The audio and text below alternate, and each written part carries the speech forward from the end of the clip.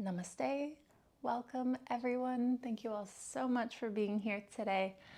My name is Kristyn Rose, and today I'll be guiding you through a short yoga asana or a yoga posture clinic for child's pose, or in Sanskrit known as Balasana. Balasana.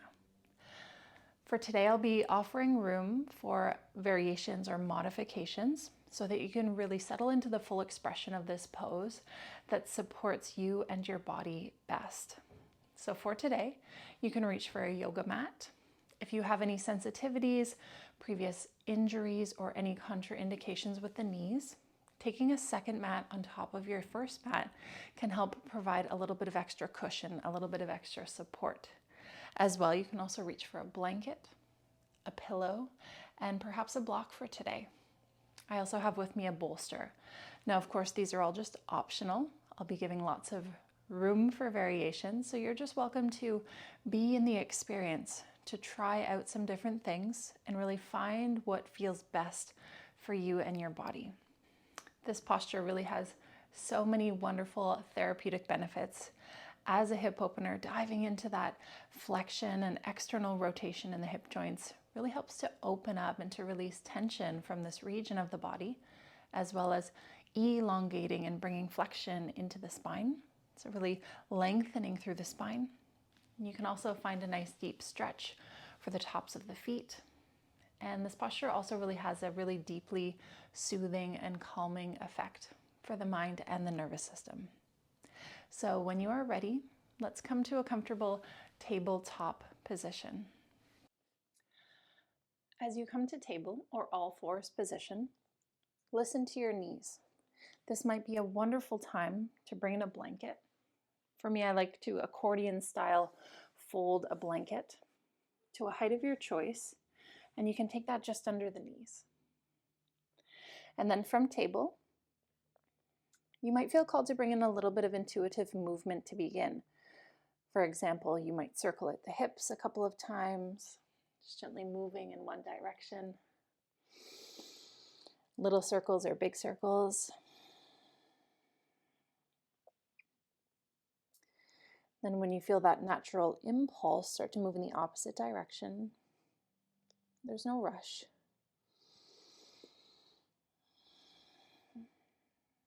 And of course, you might even explore a few rounds of cat and cow or flexion and extension of the spine. So you could inhale, drop the belly low, lift your gaze, pull your heart forward, lift your tail into cow spine. And on the exhale, start to tuck the chin, dome the upper back. Gaze inward towards your heart space and press the ground down and away. Just moving with your breath here. Inhale to open the chest, lift your gaze. Arching the back, extending the spine. Exhale, tuck the chin, dome the upper back. Bring flexion into the spine. And so really just starting to tune into what your body needs in this moment. Sometimes a little bit of movement before settling into stillness within a posture can help release any sort of lingering tension.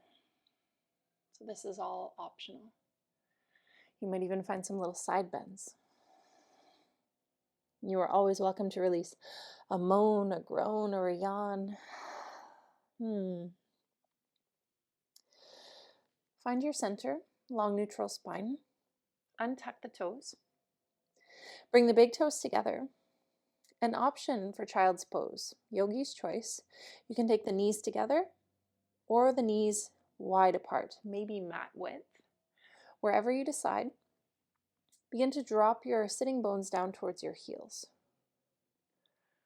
And then from there, you can extend the arms out in front. Uttita Balasana, extended child's pose.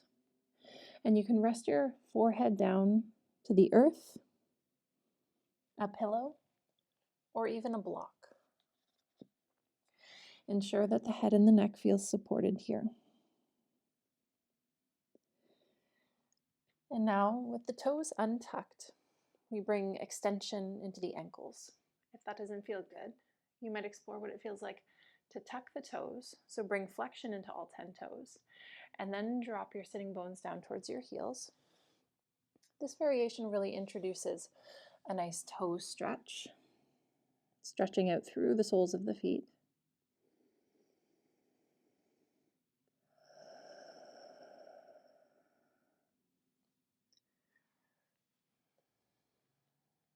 And if you're experiencing any sort of tenderness in the knees, so there's deep flexion into the knees, this fold at the knee joints, you can always take a pillow underneath your seat. Or if you'd like a little bit more lift, you could stack 1 or 2 pillows.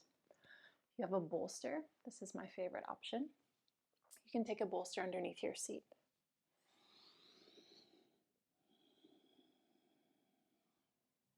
And so there's lots of room for variation. Just taking your time to settle in here. Again, option to explore with the knees together or the knees wide.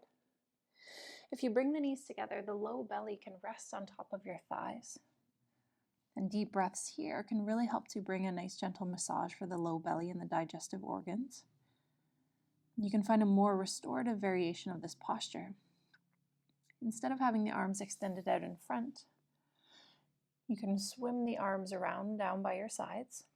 Hands reach for the heels, and then you can relax the shoulders down. Again, resting the forehead down to the earth or a block. So wherever you decide to land, let's sink and settle into the full expression of this posture. So just make any sort of little final micro adjustments so that you can become still. You might even rock or sway your hips a little bit back and down. If you have your arms extended, I'll invite you to walk your fingertips a little bit further away from you, so you really feel that length through the spine and more space into the side body.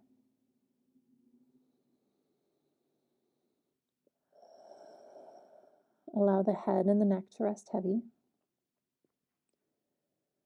closing down through the eyes.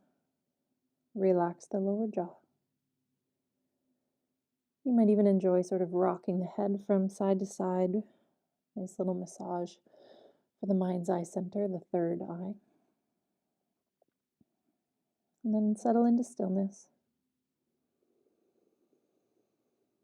Welcome in the company of your breath. Long, slow, smooth, deep breaths here.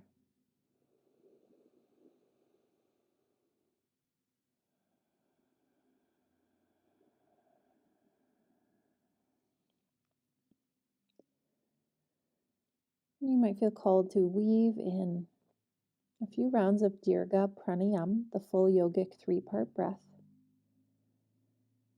In this shape, this deep breath really expands into the back of the body.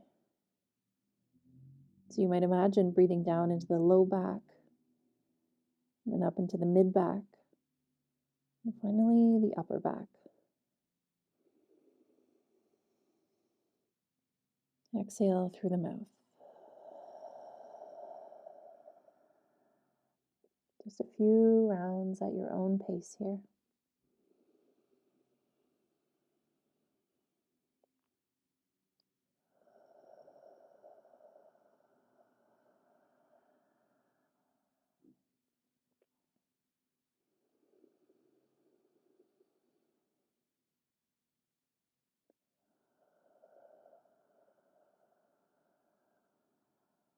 And as you continue to soften into this posture, I'd like to offer just one more variation. If any of these modifications don't feel suitable for your body today, final variation, you can come down onto the back of the body.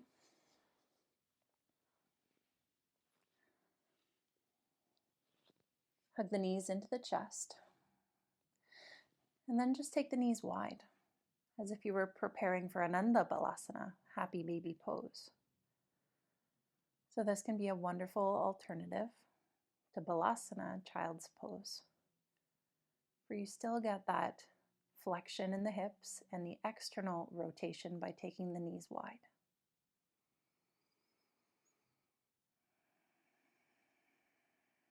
And so for anyone who has any sort of contraindications in the ankles or the knees, this is a wonderful variation. And so together, let's take one more breath in through the nose.